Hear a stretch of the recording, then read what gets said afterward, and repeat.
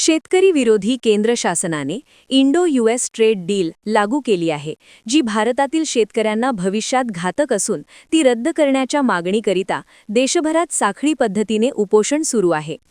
अमरावतीत सुद्धा जिल्हा युवक काँग्रेसच्या वतीने सत्याग्रहाचा आजचा 7वा दिवशी सुद्धा उपोषण सुरू आहे.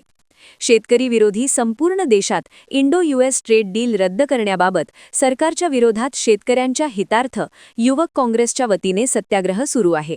ती रद्द व्हावी ही आमची मागणी आहे. शेतकऱ्यांच्या पाठीत खंजीर खुपसण्याचं काम हे सरकार करत आहे. अतिशय घातक हे ट्रेड डील आहे.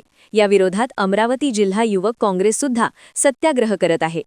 यावेळी सत्याग्रहाला माजी मंत्री यशोमतीताई ठाकूर, खासदार बलवंतभाऊ वानखडे, आमदार भाई जगताप, जिल्हाध्यक्ष बबलूभाऊ देशमुख, माजी आमदार वीरेंद्र जगताप, महिला काँग्रेस अध्यक्ष कंचनमालाताई गावंडे, यावेळी युवक काँग्रेस पदाधिकारी, युवक काँग्रेस अमरावती जिल्हाध्यक्ष राहुल येवले, कार्याध्यक्ष अनिकेत ढेंगळे.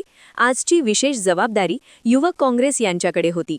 यावेळी प्रदेश महासचिव निलेश गुहे, सागर कलाने, सहदेव बेलकर, तालुका अध्यक्ष चिखलदरा, मेलघाट विधानसभा अध्यक्ष पियुष मालवीय, अमरावती विधानसभा अध्यक्ष वैभव देशमुख, बडनेरा विधानसभा अध्यक्ष आशिष यादव, रामलाल काळे, तालुका अध्यक्ष चिखलदरा संदीप मुंडे, शुभम बांबल, ललिता बेठेकर, विकी राठोड, कमलेश राठोड, धनराज आठोले, अक्षय घुमावरे, चिंटू झारखंडे सह सर्व युवक पदाधिकारी उपस्थित होते.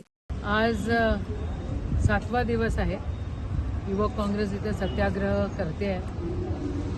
कालच्या दिवशी इरविन चौकामध्ये होतं, पण कालच्या दिवशी ते आंदोलन तिथे 14 एप्रिल असल्यामुळे तिथे नाही करता आलं. आज त्यांनी त्यांची जागा इथे शिफ्ट केलेली आहे आणि अख्ख्या देशामध्ये युवक काँग्रेस आंदोलन आणि सत्याग्रह करते आहे. तर सत्याचा आग्रह आहे. किसान म्हणजे शेतकऱ्यांचं जे ट्रेड डील मोदी सरकारनं साईन करून दिलं ते अतिशय घातक आहे आणि शेतकऱ्यांच्या पाठीत खंजीर खुपसणार आहे.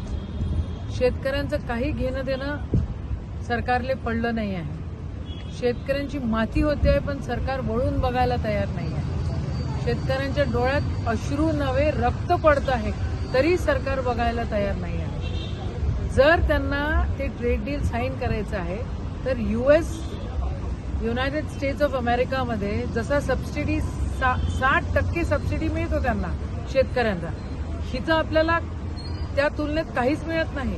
आणि आपण त्यांच्यासोबत डील करतो आहे की या आणि तुमचं जे काही तुम्ही तिथे पिकवताय ते आमच्याकडे आणून पाडा.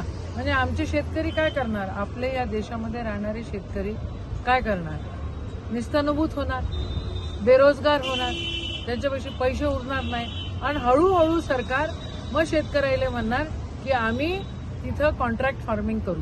हळूहळू ते शेतकऱ्यांच्या जमिनी पण घेणार आणि या सगळ्या अदानी अंबानीच्या गळ्याला बांधून देणार. या सगळ्या गोष्टीचा निषेध आहे. हा सत्याग्रह आहे.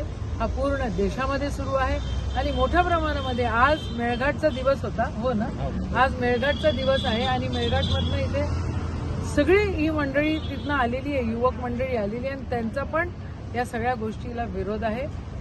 या ठिकाणी खऱ्या अर्थानं सरकार शेतकऱ्यांकडे लक्ष कधी देईल याची वाट हे बघतायत आणि त्याच हिशोबाचा हा सत्याग्रह आहे.